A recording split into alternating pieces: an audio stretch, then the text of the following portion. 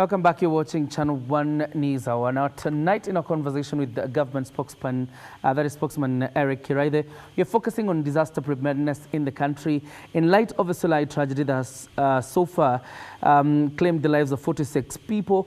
And you're also looking at the tragedies happening in Tana River as well as other coastal counties, but also be looking at the state of the fight against corruption.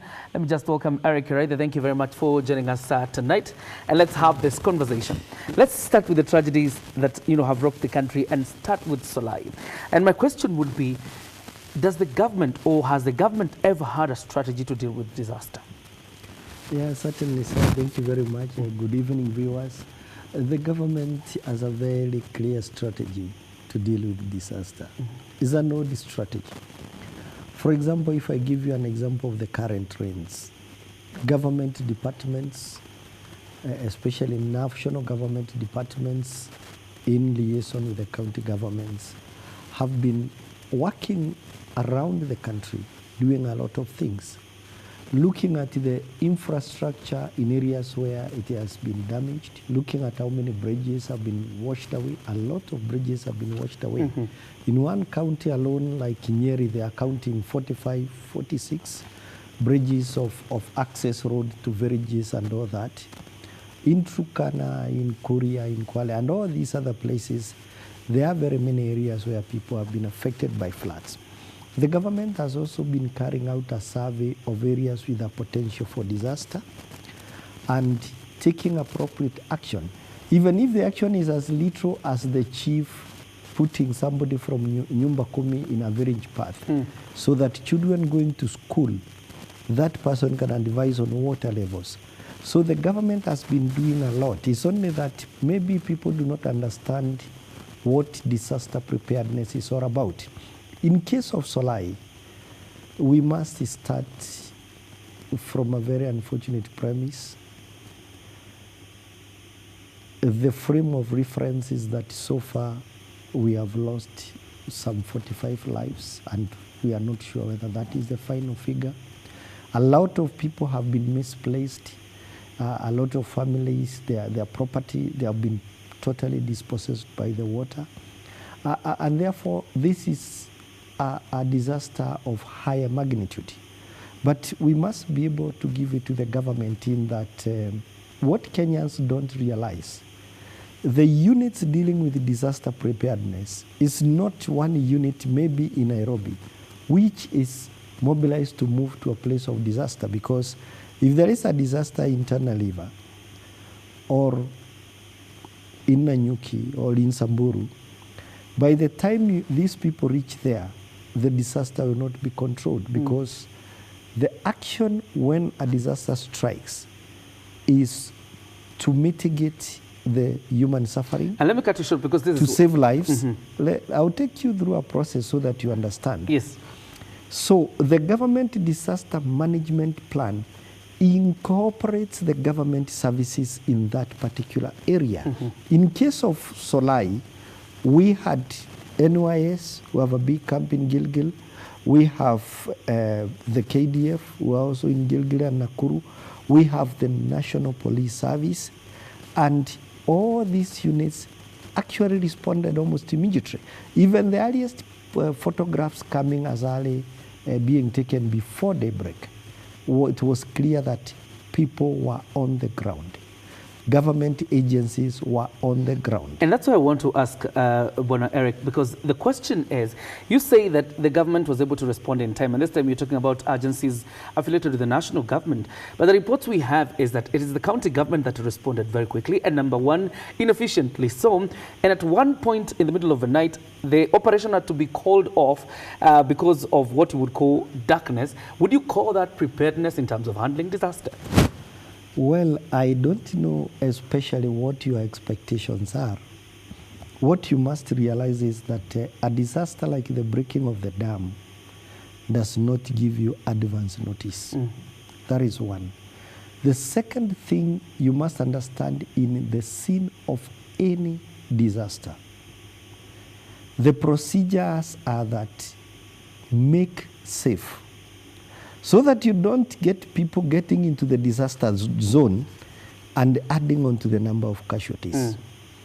Once you have established the safety of the environment, then you move on to save lives by assisting those who are injured, evacuating those who can be evacuated. The other activities follow in that sequence. The responsibility for disaster response at any locality in this country is that of the county government. But we don't leave it to county government all apportion responsibilities, who did what first, who moves faster, is that you move the people you have to the site. Once those people are at the site, they assess the needs. There is a very high likelihood that I have not followed the sequence, that as more teams arrived in the scene, trained personnel at night arrived, and maybe, I don't know, asked, how safe are we with this operation at this point in time? That meant going back to the dam and assessing whether there is still hazard pending to happen, whether there is another wall to break. You remember that all the firemen, the policemen who responded to 9/11 in New York lost their lives. That is not what disaster response includes. And therefore, without seeming to give excuses, maybe something could have been done better. Maybe from this disaster and its management, we shall be able in future to have an inventory of basic tools like emergency lighting. But remember that I don't see that lighting they could have had at night. And the helicopters are not very useful during the hours of darkness, so that they could have been able to access and make safe. And therefore, from where I am seated, I have not yet benefited from any review, even an interim one, of what exactly transpired, the times the response was made, who responded with what. But I can tell you from a national government perspective, we must give it to the governor and his team in the county. We must give it to the security services, and we must give it to the citizens in that area, because a lot of them provided a lot of accurate information so that when the first responder arrived, they were useful. All right. What is your assessment so far as government in terms of this Solai tragedy? Because 46 lives lost. And we've been, hearing things flying around. That number one, that dam was illegal, and the owner of this dam has several other dams around the same area. What is your assessment so far as government? What I can tell you, and I will have to be very frank with you and with the case, is that certainly there has been an improvement policy. Prior to Wednesday, all the emphasis was, and must still remain, all this water flowing, and tomorrow it is in Indian Ocean. Let's try whatever we can do to trap it. Over the years, owners of big ranches, those people who do large-scale agriculture, horticulture, have tried. They are all over the place. I am one of those Kenyans who has traveled a lot in large-scale farming areas like Kipia, Washington, Nakuru, and these very dry areas. There have been a lot of even local community efforts to build dams. Others are being assisted by NGOs with very little resources. Now, the actual construction and the process has not been in the issue. The communication I saw about the legality or otherwise was actually emanating from a complaint from the people that this man could have blocked streams which would otherwise feed his neighbors. But he has been trying to do a lot to mitigate that. And therefore, let us wait for the investigations which were ordered very fast, which are being done very impartially and objectively, so that we see if the standard of dams is poor, we have a policy and somebody becomes accountable. All right. If it is out of criminal negligence of Patel, then somebody takes responsibility accordingly. But let us not pass a value judgment before the engineers even told us. And let me tell Kenyans that disasters will happen, but let them not happen because somebody neglected to do what they had done. Like now, I would have expected, and the government expects, every county security team to team up with the experts in all the departments, to team up with the county government, and look at every area where water can cause death. All right. So that this water remains a blessing. Let's go back to Solai, and without getting to the criminal culpability of Patel or not, but it's quite a huge thing for you to admit there was a policy lacuna, or there could be a policy lacuna. But as we talk about a policy lacuna, you realize 46 lives have been lost. Is the government planning to compensate these families? Well, sir, when it comes to compensation for acts of God, the government will do everything within the law, everything within the regulations, everything in its responsibility. Remember, there are breadwinners there.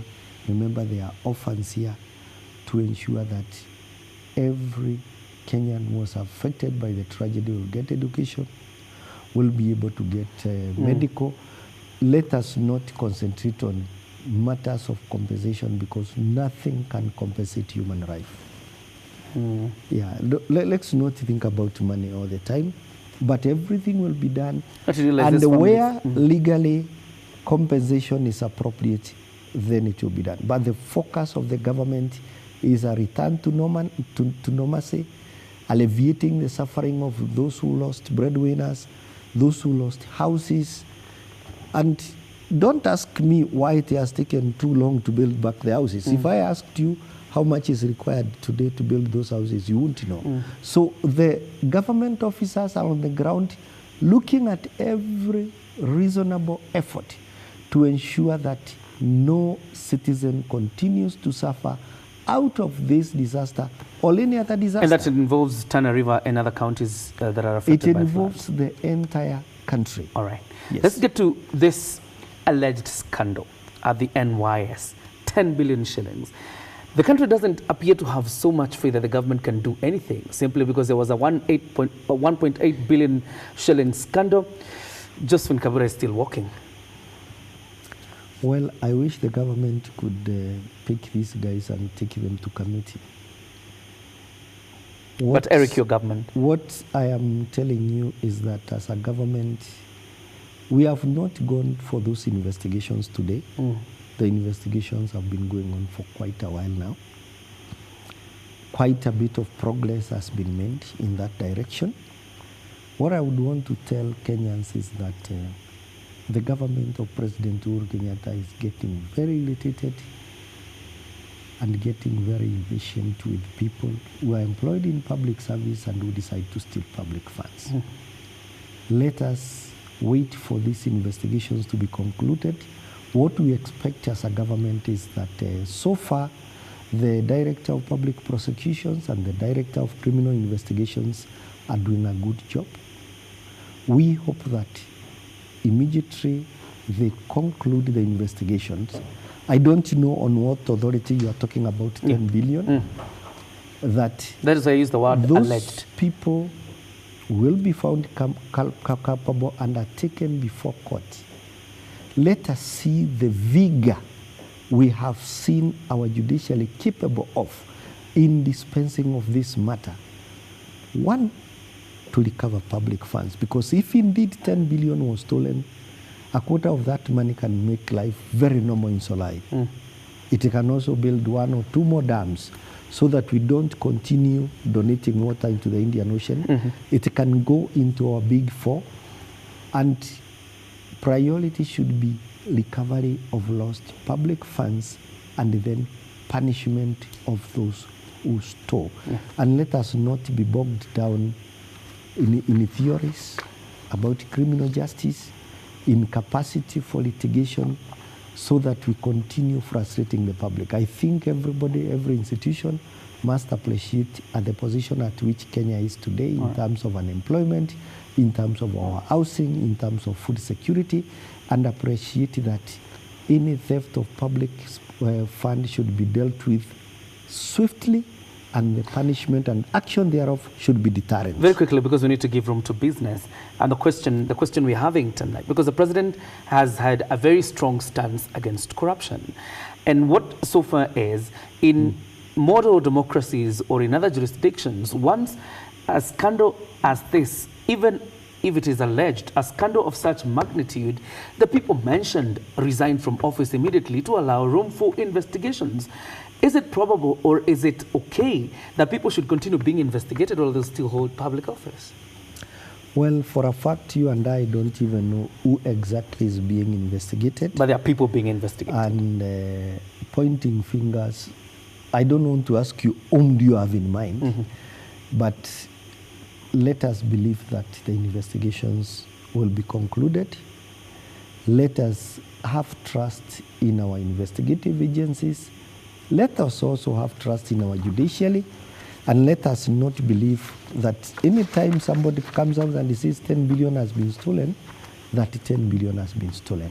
Investigations are going on, action is being taken. The cabinet secretary concerned, Kobia, has made her own statement, have completed fully with every demand and request from the investigating arms, and therefore let us not rush to condemn anybody unheard. All right.